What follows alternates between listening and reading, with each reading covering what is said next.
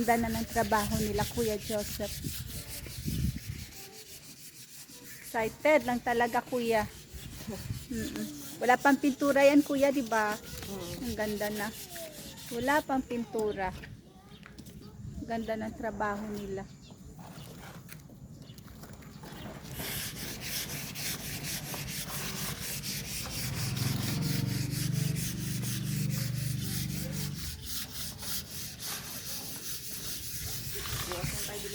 Ha? Oo. Lalo na siguro pag may pintura, Kuya Joseph, mas maganda. Makintab yan, te.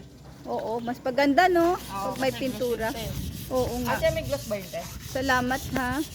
May gloss ba yun, te? Parang ganun yung sinilista mo sa Miglos, eh. Yun ang binili namin. Oo. Masyado makintab yun, te. Kailangan glossy talaga. Depende naman sa ito kung gloss